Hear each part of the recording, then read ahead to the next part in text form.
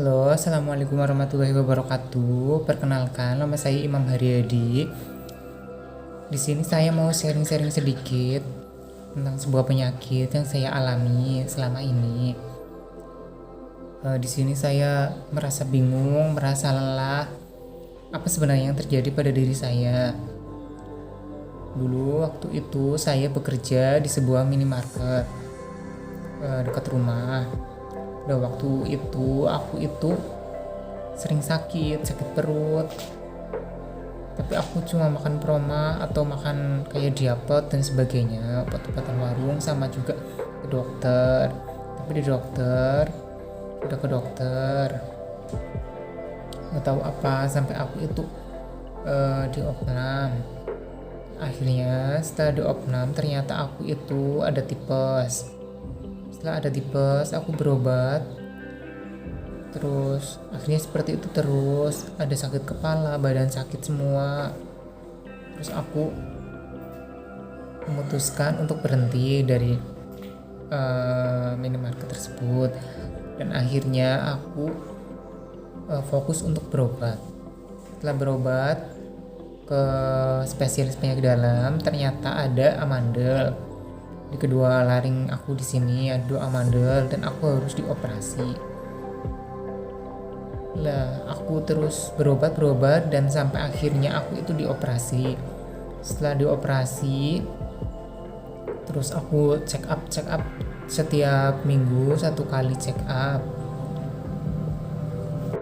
Setelah aku check up terus, akhirnya aku dinyatakan sembuh. Tapi yang aku rasa badan aku masih sakit dan masih sering pusing, pegal-pegal seluruh badan. Terus aku memutuskan untuk berpindah dari penyakit dalam ke penyakit paru-paru, karena paru-paru aku sering sakit. Seperti dada itu terasa tertekan dan terasa cekit-cekit. Terus aku memulai pengobatan ke penyakit spesialis paru-paru. Dan di situ ternyata paru-paru aku itu nggak ada apa-apanya, bersih. Jadi aku cuma ada bronkitis. Setelah diobati terus sembuh, tapi masih tetap ada cekit-cekit sama pusing timbul lagi. Terus aku akhirnya memutuskan untuk bekerja lagi. Pada saat aku bekerja juga seperti itu, pusing, lemas, kadang sering perih perutnya. Dan akhirnya aku berobat lagi ke dokter. Berobat tetap seperti itu terus, berulang dan berulang lagi. Lalu pada suatu ketika aku kambuh parah, kemudian aku diopnam. Di situ aku gula darahnya itu naik sampai 220 dan aku sangat ketakutan, sampai tanganku kesemutan dan dada aku berdebar-debar kencang. Terus aku diopnam. Di situ dicek lagi gula darahnya sudah normal. Tapi setelah opnam selesai dibawa pulang, tetap aku masih lemas dan kadang masih sering kesemutan tangannya. Terus aku memutuskan untuk bekerja lagi sampai akhirnya aku bertemu sama seperti kalau di desa itu dukun pijat, tapi dia itu mengetahui titik syaraf yang ada di tubuh. Aku melakukan pijat sampai beberapa minggu, setiap 1 bulan ada 2 kali lah aku pijat. Habis dipijat sembuh, tapi tetap ada berulang seperti itu terus. Terus akhirnya aku memutuskan untuk berhenti bekerja dan aku fokus untuk berobat. Akhirnya aku berpindah lagi ke pengobatan alternatif lewat titik saraf yang ada di tangan dan di kaki. Setelah berobat sampai 4 kali, aku dinyatakan sembuh. Sebenarnya itu sudah sembuh dan aku coba kontrol ke dokter lagi dan itu juga sudah dinyatakan sembuh.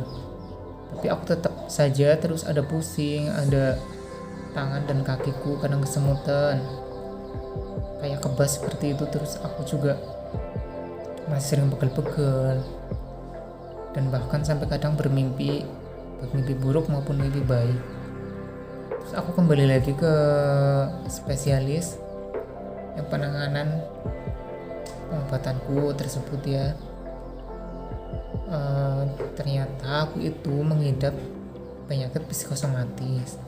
Aku di situ kebingungan kenapa aku terkena penyakit psikosomatis.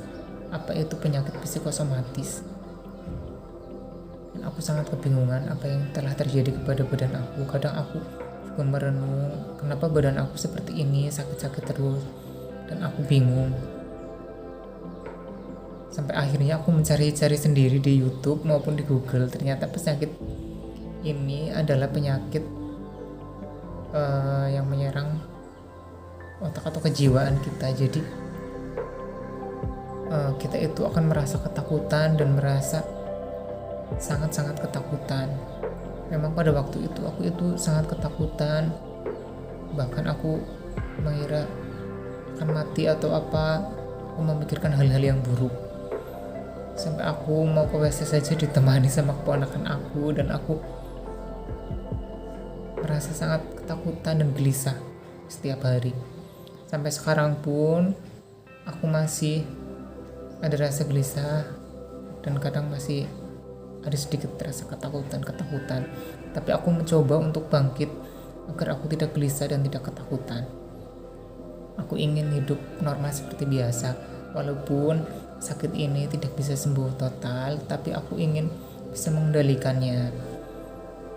Dan semoga saja aku diberi kemudahan oleh Allah Subhanahu wa taala untuk mengendalikan dan disembuhkan oleh Allah Subhanahu wa taala dari penyakit ini. Amin. Terima kasih untuk kalian para penonton YouTube yang mau mendengarkan cerita aku ini. Semoga pengalaman aku ini bermanfaat untuk kalian yang sedang sakit tapi tidak tahu sakit apa.